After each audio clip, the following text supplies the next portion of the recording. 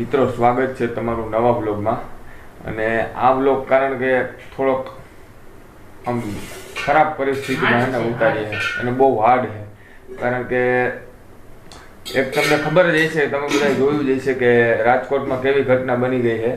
TRP ઝોનમાં ઘણા માણસના મૃત્યુ થઈ ગયા છે. એમાંથી એક મારો ફ્રેન્ડ પણ છે ને મૃત્યુ પામ્યો છે.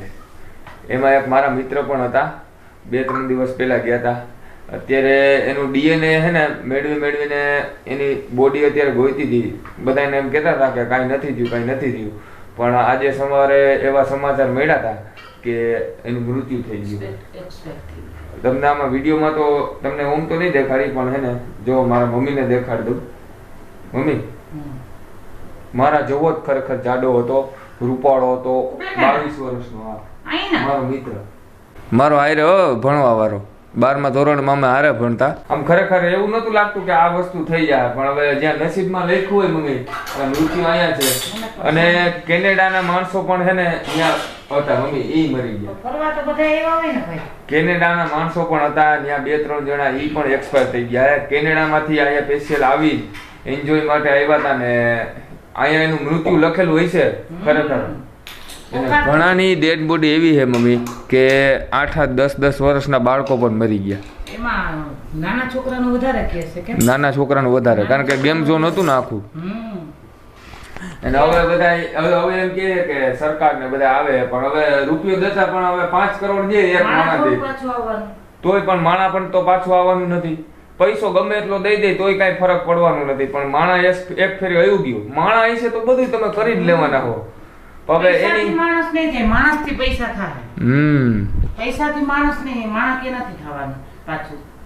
એટલે બહુ અઘરું હોય, કારણ કે જીવનમાં જેની માથા વીતતી હોય ને વસ્તુ, ઈ માણસને ખબર હોય કે આ કેવી રીતના સહન કરી શકતા હોય.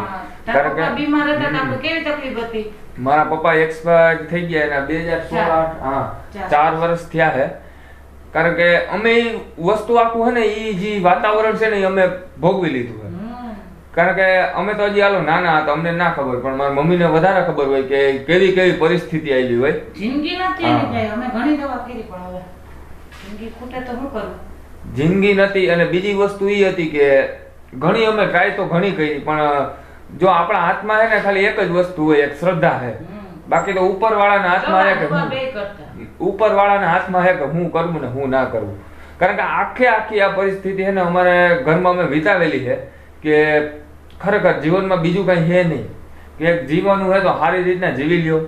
એટલે જ અમારે જો સગવડ નહોતી છતાં પણ છે ને અમે બધી સુવિધા અત્યારે એને પ્રોવાઈડ કરી લીધી. કારણ કે મરી ગયું પછી તો કાંઈ ઉપાધિ નથી.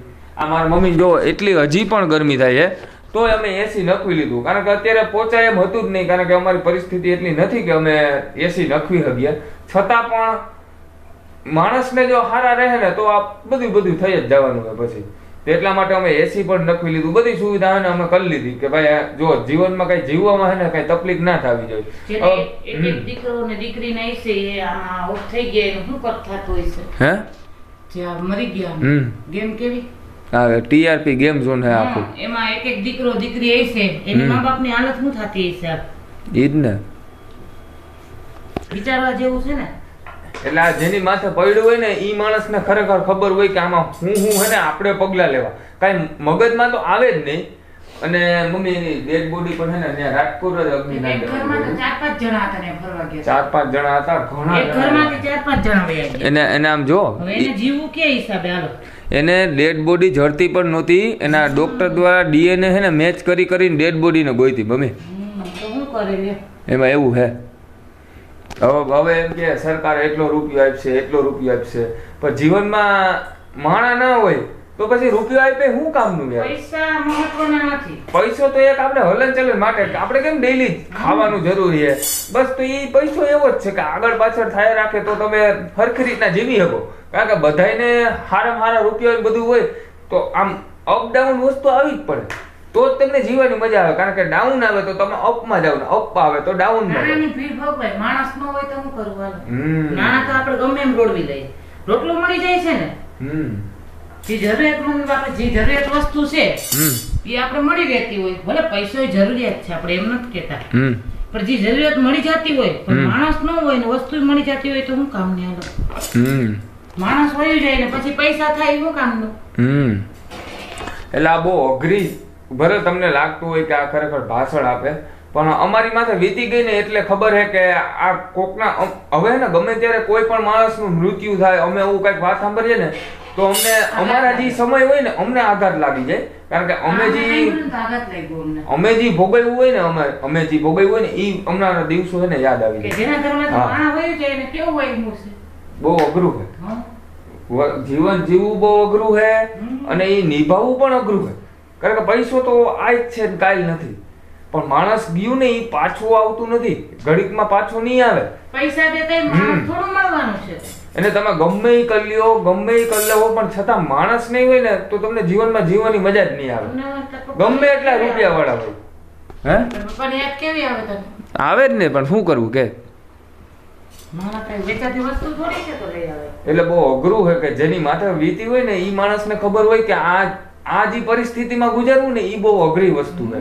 ભલે જેને નથી થયું એને ભગવાન ના કરે કોઈ, પણ એક ખરેખર યાદ રાખજો કે નથી થયું એટલે એમ નહીં સમજવાનું કે હું કાંઈક સૌ હું બધું કરી લઉં. આપણે આઘાત લાગે, આપણે આખો વિચાર આવે કે આપણે આવી તકલીફ છે તો એ માણસને કેવી તકલીફ હશે. કોઈ દી અભિમાન નહીં કરવાનું જિંદગીમાં, ગમે એવો માણસ હોય, કારણ કે હરેક માણસ જિંદગીમાં પેદા થયો હોય તો કાંઈક ને કાંઈક સપના લઈને પેદા થયો જ છે. હરેક માણસને ઉપર જવું જ છે, ઈ પછી લૂલો હોય, લંગડો હોય કે ફાંગો માણસ હોય, બધાયના સપના જ હોય, પણ કોઈ હે ને પ્રૂફ નથી કરી શકતો. જીવનમાં બસ ઈ જ વસ્તુ નડે છે કે બધાની લાઈફ સ્ટોરી તમે નથી જીવી શકતા. જો તમે મારો વિડીયો જોવો હો બરાબર, તો હું તમારી હે ને ફિલિંગ નથી સમજી શકતો કે તમારા મનમાં શું વસ્તુ હાલે છે. તમે ખાલી મારી ફિલિંગ જોવો, કારણ કે હું વિડીયો બનાવું ને હું બોલીને તમને કરું કે ભાઈ આ રીતના હે. બધાની હરેક માણસના સપના હોય જ છે, એના સિવાય એક જ એને મેઇન પોઈન્ટ છે કે મહેનત કરશો ને તો જ આગળ નીકળશો. બાકી બોલવા વાળા બોલ્યા રાખશે, તમારી પાછળ વાત કરવા વાળા કર્યા રાખશે, કારણ કે એનો ધંધો ઈ જ છે. એને જે માણસ બીમાર હતા તો આપણે વિહરતા નથી, તો જે હાજે હારા વયા ગયા છે આ રાજકોટ, ઈ લોકોને કેમ વિહરાલો? ઘરમાં માણસ તાર પપ્પા એટલા બીમાર હતા, આપણી સેવા કરી તો એ આપણે તાર પપ્પા કેમ રોજ યાદ આવે કે અત્યારે હોત તો તાર પપ્પા જમવા ટાણે પ્રસંગમાં કોઈ આપણે નવો પ્રસંગ કરીએ, કોઈ મહેમાન આવે તો એમ થાય કે પપ્પા હોય, તારા પપ્પા હોય તો સારું પડે ને. પણ તોય હે ને છેલ્લે એક જ વસ્તુ આવે કે ગમે એ થાય ને તો હિંમત રાખીને બેહવું પડે. કોઈને તમે કરી ના હગો, કોઈને તમે કાંઈ પણ વસ્તુ કરી ના હગો, તમારા મનનું તમારે જ વિચારવું પડશે કે હું કેવી રીતના આગળ વધું. ખરેખર એને તમને પણ એવું લાગતું હોય છે કે આ હું ખોટે એને બકવાસ કરે, રાયડું નાખે, પણ આ જે રિયાલિટી છે એ કહું કે જેની માટે થયું હે ને એ માણસને ખબર હશે કે આ કેટલી હે ને એને ભોગવવું પડશે. કારણ કે અત્યારે હવે નાનો છોકરો, અમે મારા જેવડી ઉંમર છે 22 વર્ષનો, હા, તો એના મા બાપ ને શું થતું હશે? એને નહીં ઉમ્મીદ લઈ બેઠા હોય કે મારો દીકરો આ કરશે, અમે આ લગ્ન કરશું, બધી વસ્તુ કરશું. એટલે હું આપણે ઈ તો એને ઈ સ્ટેજ તો ભૂલી જ જવાનો. મારો છોકરો મોટો બાર છે તો મને આશા રાખવાની, જો કાલે દિવસ તો અમને કેવું થાય કે ભાઈ આજ વયો ગયો તો અમને નથી ગમતું. મારો ભાઈ અત્યારે હમણાં 2 દિવસથી હતો, પણ એને જરી કે વિડીયોમાં ના આવે એટલે હું ના દેખાડું. મારો ભાઈ હમણાં 2 દિવસથી હતો, એ હયો ગયો તો હોય, પણ અમને એવું લાગે કે ગમતું નથી કે ભાઈ આમ હોય તો ભાઈ થોડીક મજા આવે. અને ધમાલિયા માણા પણ હોય કે આમ એનો ધબધબાટી બોલાવતા હોય, એટલે મારું જીરીક શાંત છે કે હું શાંત જ રહું. મને બહુ એને બોલવું ના ગમે, હું હાવ શાંત માણસ, મને શાંતિથી જીવવું ગમે. એટલે ખરેખર આ બહુ વસ્તુ અઘરી છે. આ ગેમનું આવું થયું ને ત્યાં મારા ખાસ મિત્ર મારો આવી ઘટના બની, પણ હવે હું દેખાડી તો ના શકું કારણ કે કોણ છે એ, પણ બહુ દુઃખ થાય છે. કારણ કે કેવી રીતના મેનેજ કરવું. અત્યારે એના મા બાપ એકને એક જ દીકરો હતો, ભાઈ પાછો એકને એક જ દીકરો હતો. મા બાપને છોકરા તો હરખા જ હોય, એક હોય કે બે હોય, દીકરો હોય કે દીકરી હોય, પણ મા બાપને તો બધું હરખું જ છે ને. બીમાર હોય તો આપણે બરાબર, તો એ નથી આપણે એવું થતું. આમ ઓચીન તો આવું થઈ જાય એટલે તકલીફ તો થાય ને.